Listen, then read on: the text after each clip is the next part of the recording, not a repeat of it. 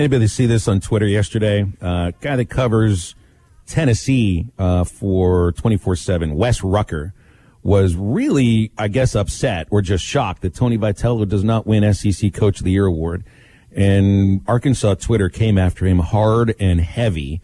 And he tweets later on, "Hey, Arkansas, I have an incredibly high opinion of your baseball program and your baseball coach. Who wouldn't? So chill or don't. I don't particularly care." Which kind of seems to me when you tweet something like that means you do care. Yep. Razorback Twitter is something special. Nikki Chavanelle knows a lot about that. Our friend from HawgBeat, part of the Rivals Network, covering all things Arkansas athletics. And Nikki, I know I just mentioned one of your competitors there, but still, how does Razorback Twitter stand apart from, say, any other SEC Twitter? Although, Rucker would know because Vol Twitter, I guess, is supposed to stand apart itself too. Well, every fan base in the SEC, I guess not every single one, but most of them are pretty savage when you go look at Mike Farrell. He's the big wig here at Rivals. Anytime he tweets a take, like, fans from all over are over him, and I think he does it on purpose. But Arkansas fans, they're hilarious in the way that they do it.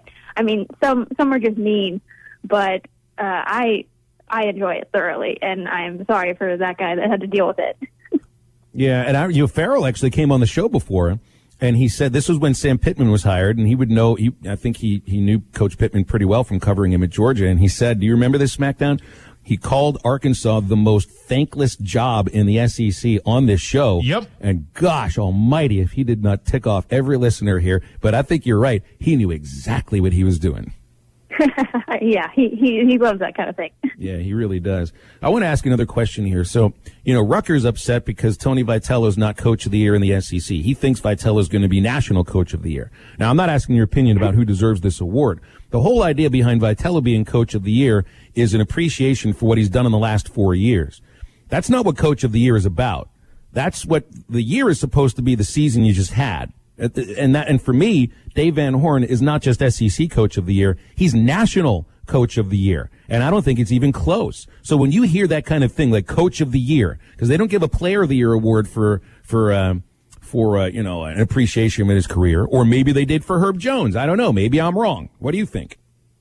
No, I absolutely agree with you. I do think it's the one season, and Dave Van Horn put together the best season of any team in a long time. I mean, not losing a single SEC series doesn't happen often, and he was able to do that. And the team is hot right when it needs to be.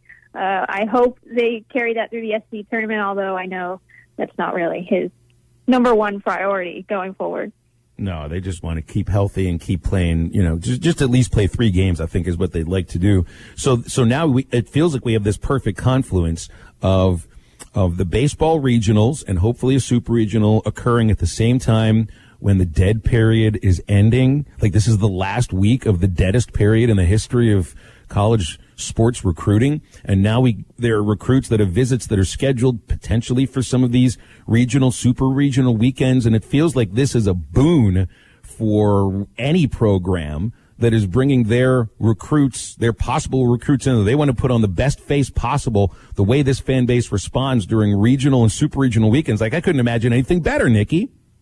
Oh yeah, I mean, the whole town is going to be, bustling with people. They're going to get recognized in the streets wherever they go. I assume they're going to be able to get tickets for these games if they correspond at the right time and they don't have, other activities that they have to do.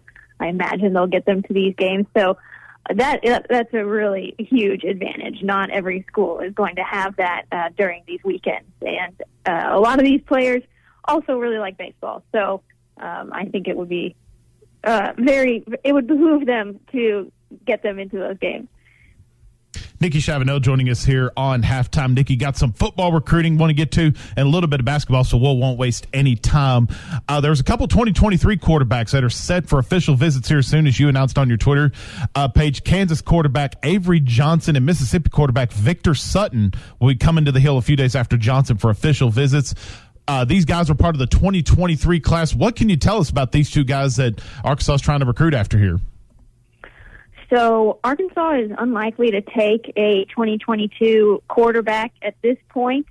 They, have a lot of young guys on the roster. KJ's only a sophomore at this point. You have Lucas Coley, Malik, another guy, Landon Rogers, coming in, and Cade Renfro, who was, a freshman and a former scholarship player at Ole Miss. So it's a lot of young guys all there at one time. So skip this year's class and go look ahead to the 2023 class. They've offered 9 guys already.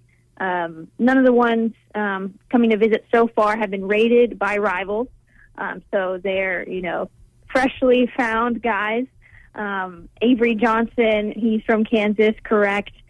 He'll be here. He doesn't know if he'll camp in front of the coaches.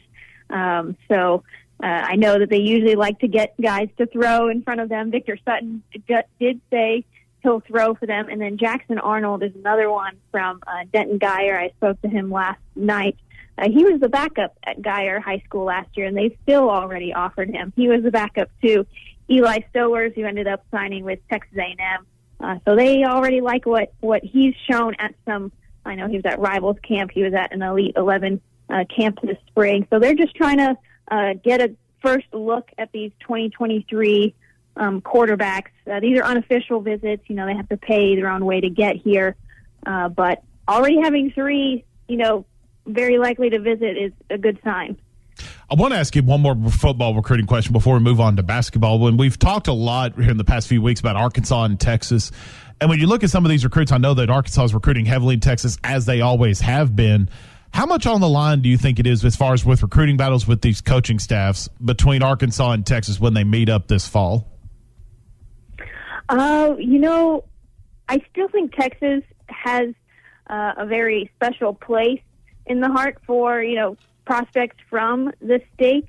They all covet a Longhorns offer. But if Arkansas does end up beating them and, Sarkisian doesn't get off to a really hot start, then Arkansas could start to make some headway with some of those top prospects in the state and convince them, especially ones who really prefer the SEC, but maybe not Texas A&M.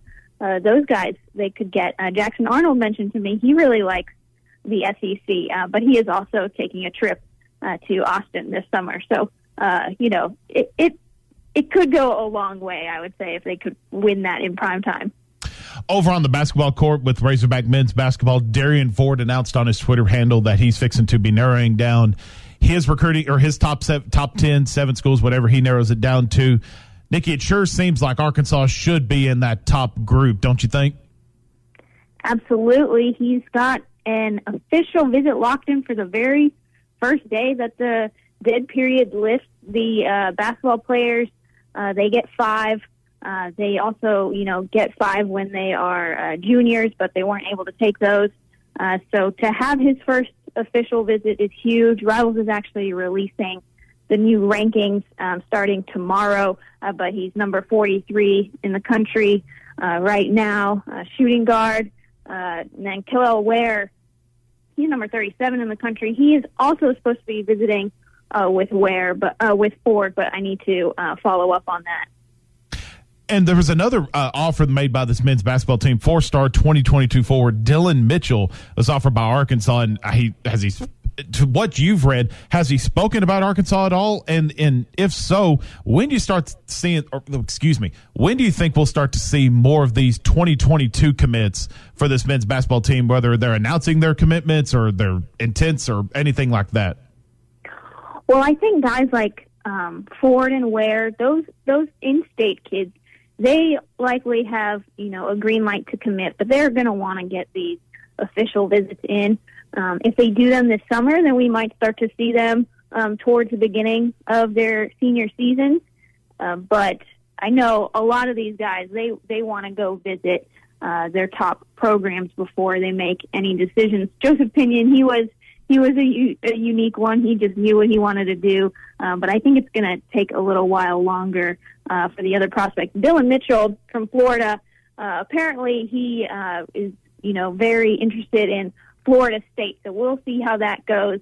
But they have been recruiting him for longer than, they just offered the other day, but they have been recruiting him for a little while, so maybe it's not too late. Nikki, we got a little bit of a general question here from a texter, and I guess I can sort of broaden it a little bit. Wants to know about it, is this coaching staff capable of bringing in a 5-star recruit? And it seems that, in order perhaps for that to happen, you've got to just have like the right relationship or the right player in the state. It's just, you don't have them growing on trees, of course, here in the state of Arkansas. So I wonder what your thoughts are on the ability of this coaching staff to bring in a 5-star recruit. Yeah, if an in-state player was rated a 5-star, I definitely think that would be their best bet. But they're likely bringing in Kijani Wright, a California 5-star, for an official visit at the end of June. So, it really is, I agree with you, just about finding a kid who just probably really, really likes Muss and clicks with him and believes in the vision for them. And now with, 2 more really experienced coaches on the staff, I mean, they're just building their case slowly but surely to be able to land one of these guys anytime now. All right, last thing, and I'll put you on the spot with this. I didn't even bring it up yet, but I know you guys were talking about it on the Morning Rush. It is National Wine Day. I really can't drink much wine anymore because it kills me with the heartburn. I hope I've taken some steps to kill that stuff, because I do like some red wine every once in a while. Do you have I know you have wine every once in a while. Is there a kind of wine that you lean towards, or what's your attitude about wine? You hoity-toity, or are you just the everyday wine drinker? I actually have some kind of stomach aversion to red wine, so I really can't drink more than a glass of red wine without it going poorly. So I usually stick to a Chardonnay, or I just go with champagne. I enjoy a bubble factor to my wine. Well, that just matches your effervescence, Nikki. Exactly. Perfectly. Thank you. Let me ask this real quick, because my idiot self, when you're talking about wine, what is a dry wine? Because to me, the way my idiot head works, wine is liquid. So how can a liquid be dry? I think maybe it's the way it leaves your mouth feeling. Maybe your mouth feels dry after you drink it. I honestly don't know. I'm not a, what's it called? A sommelier? Yes. Yeah, I'm not one of those. Okay. I was just curious. I would have really paid money to hear SmackDown try to pronounce sommelier as well. Sommelier. Thank you. No, I wanted you to read the word on a piece of paper first. Nikki, appreciate you as always. Thanks so much. Have a great week. Thanks, guys. You got it. Did I catch you off guard? Yeah, a little bit there. Yeah. That's a legitimate question. It's a legit, because I know liquid is not supposed to be dry, but she's right. It's the way it leaves your mouth. Dry means it leaves your palate quickly. You taste it, it goes, and you don't taste it any longer after that. What's the point? I know. Look, there was a beer that was really popular in the late 90s. Who remembers Bud Dry? That went along. They had a craze of different kind of buds. There was Bud Ice. There was Bud Dry. Not just your, Bud Light and Bud Heavy, and a whole bunch of other ones. Scrumptious. Yeah, 877-377-6960 if you want to educate SmackDown. Please, I need all the help I can get. On some palate words after this.